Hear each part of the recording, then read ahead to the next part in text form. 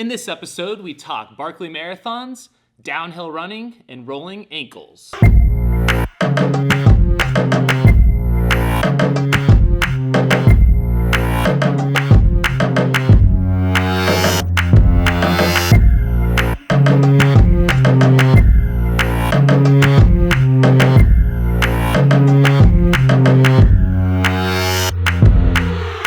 All right, welcome everybody to Aravaipa Running's first Aravaipa Trail Talk. I'm your host, Jamil Curry, and we're going to kick things off right away here.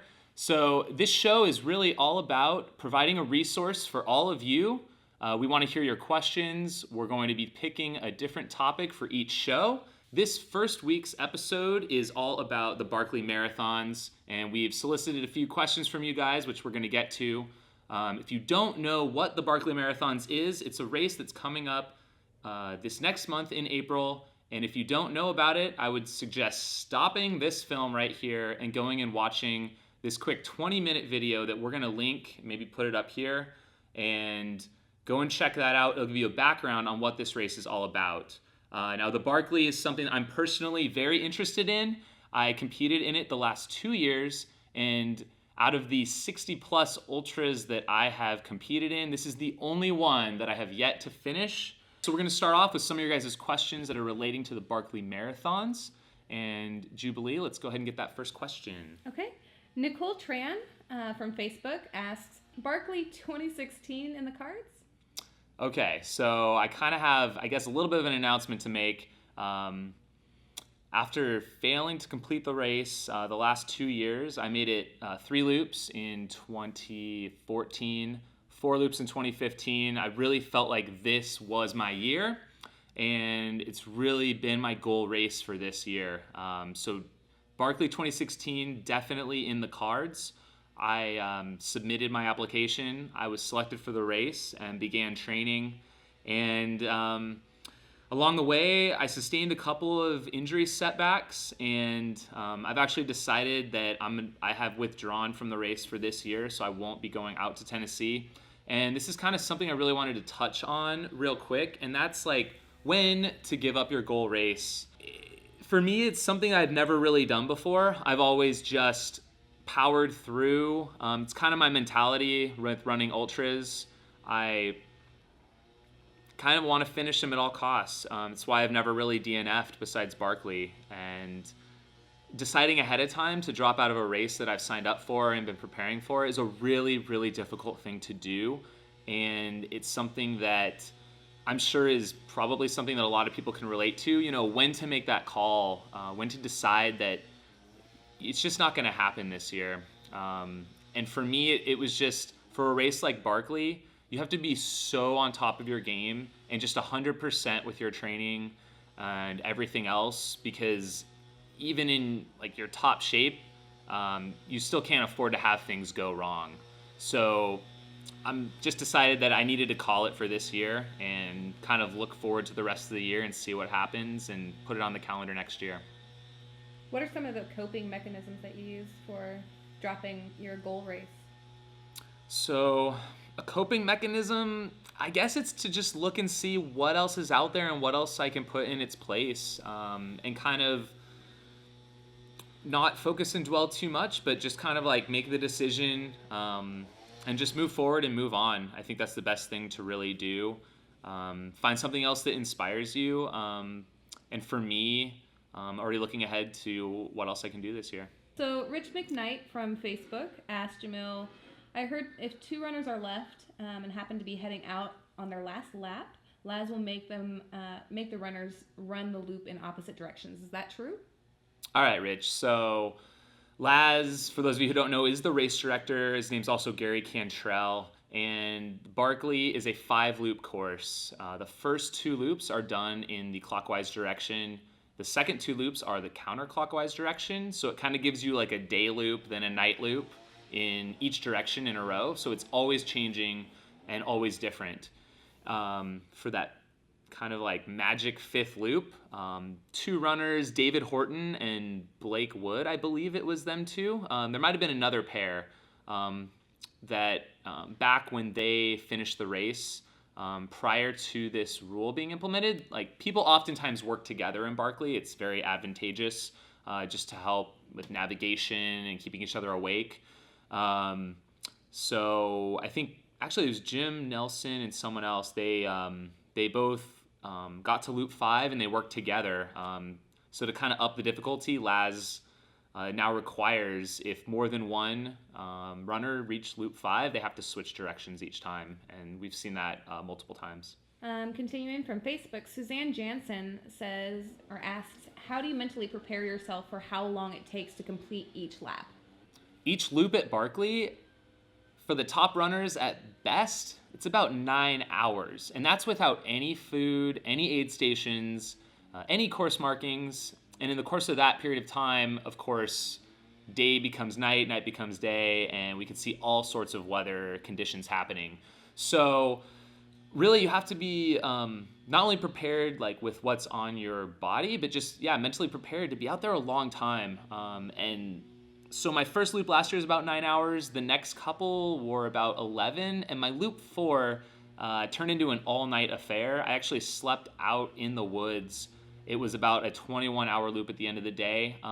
Mentally, I guess I just really make sure that I'm prepared with kind of like my physical needs, food-wise, equipment-wise, to kind of encounter any situation while I'm out there on the course. Mentally, there's really nothing I do other than just go for it. I don't think about how long I'm going to be out there. I just try and get it done as soon as I can. Okay. Along the same lines, Don Gilpin from Facebook wants to know whether it's possible to complete a major ultra, even Barkley, without a crew, and what kind of preparation it requires to do solo. It's a great question. I have not attempted Barkley without a crew. Although crew happens so infrequently, it's almost doing it without a crew. I mean, we're seeing them twice a day at that race. As far as other 100-milers or epic races go, I've done several ultras, several 100-milers without any crew. I ran the Hurt 100 last year. I ran UTMB last year without a crew or pacers, and it's definitely doable. And I think it's just something you need to kind of spend a little bit of extra time ahead of time preparing, making sure your drop bags are good, and that sometimes you can utilize a lot of the aid station volunteers to help you. I know when I was at the Hurt 100 this last year, there's like a fantastic team of people that are just there to help you and really utilize that. As far as kind of the pacer situation goes, I feel like linking up with other runners is really key. I definitely used that to my advantage at UTMB this last year. So Michael Miller wants to know from Facebook, other non-caffeine ideas for staying awake and alert at Barkley: cold showers, applied point pain, excessively loud music. Is there any weird stuff the old timers do? Well, I'm not sure about the old timers, other than maybe they're just more experienced at it. For me, I like to practice sleep deprivation. I do that a lot with the races that I direct. I'm sometimes pulling 24, 30, 40 hours straight, just prepping, going through, and actually directing these 100-mile events, such as Javelina 100. Kind of some of the tricks. I definitely like to use strategic caffeine. As far as weird things, I don't know that I have any tips on that. Maybe slapping myself in the face. At Barkley, I thought I could do a power nap on the trail for maybe 10 minutes, and I ended up just falling asleep for like 45 minutes and kind of entering like a delusional zombie state that eventually derailed my race. So he says, I heard some guy did icy hot to certain body parts, but I didn't buy it. But who knows, endurance folks are not known to be too conventional. Yeah, don't know about the icy hot. I feel like sometimes just the conditions out there can also be used to your advantage. At Barkley, in the middle of the night when it's, 15 degrees out and it's just freezing all around, pretty good motivation to stay awake and keep moving. So that's something I definitely used in the past. Andre Lee from Facebook says, I'm the type that will keep running when I should quit. What signs are indicative of calling it quits, body over mind, when attempting an ultra of Barkley's magnitude? Well, I don't know that I'm a very good example for this, because I don't like to call it quits at all costs. Like a race like Barkley, I'm pretty much going there and I'm going all in. So I'm literally willing to sacrifice my body in order to try and complete the race. And I've pounded my feet so bad there that I haven't even like felt my toes come back for like over a month. So I feel like it just depends on like how badly you want it and exactly what has gone wrong. If I had fallen and I've got a bone sticking out of my body, that's definitely going to be time to end my race. But I think that a lot of us can push through a lot more than we do, and I think we sometimes call it quits at the first sign of a pain. That for a goal race such as Barkley, you're going to be in a lot of pain, and you're not going to get a 5-loop finish if you're thinking about ways to back out or call it quits. Really, you have to have an all-in mentality for something like Barkley. And for runners that their race isn't Barkley, it could be something else. Like it might be your first 50-mile race, or it could be a 100-mile race in the mountains that you're really going after. And I honestly feel like if you want it that bad, you can really push your body pretty far. Not saying it's always the best idea, but a race like Barkley, sometimes you got to put it all on the line. Are there any warning signs or that you kind of know of to say? I think if I was seeing some warning signs, I guess if I had like an issue with my heart or something, or really, really bad breathing, like I said, something where I think I have a broken bone and I literally am going to like bleed out or something, I would, immediately definitely consider that. Pretty extreme. To the extreme, for sure. Okay. Darren D. Hooley from Facebook says, when you get to that deep and dark moment in the race when you feel like shit, what is your go-to feeling you could fight in when to get you to the finish?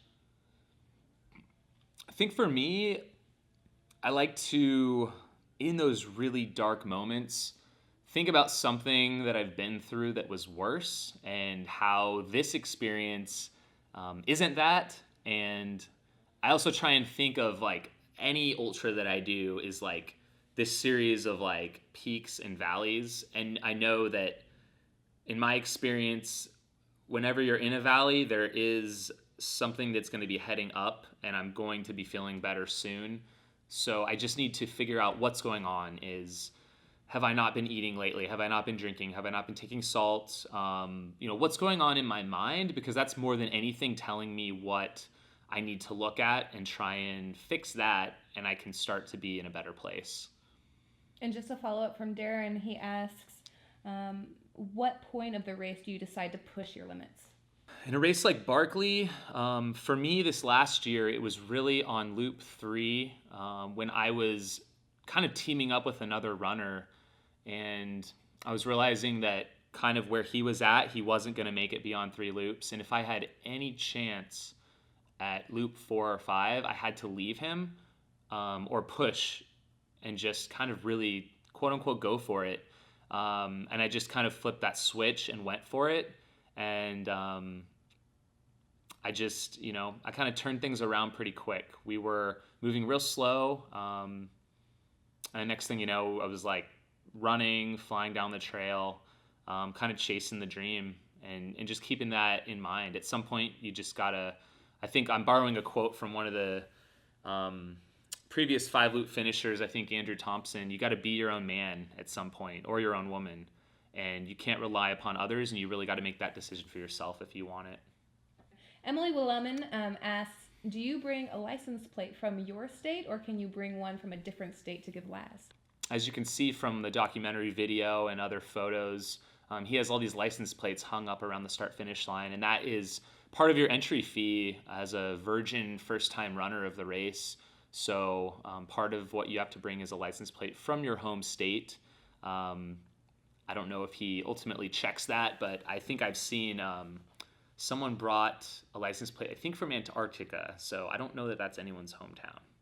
So I definitely have unfinished business with the Barkley, and super sad not being able to go this year, but very excited to kind of see what happens. It's going to be really interesting, especially I do plan to go back next year, and the course will likely change again this year, which I'm pretty excited to see like what happens with that. I love the Barkley because it's a race that evolves and changes and becomes more difficult. And to me, that's so much of the excitement and the draw of that event. It's not something that there's a guaranteed finish. It's really something that there's so much unknown surrounding it. And that just really kind of lights my fire, so to speak. All right, so I really want to thank you guys who got on Facebook and submitted your questions this week. They're really great and appropriate for our subject. And be sure to keep an eye out on our Twitter and tag your questions for our next show with Ask Trail. And we'll be selecting questions. So if you submit them, you might just make it on the show here. So from Twitter, David Scott asks, I'm recovering from a dodgy ankle. Should I build up on flat roads or develop the strength on trails and hills?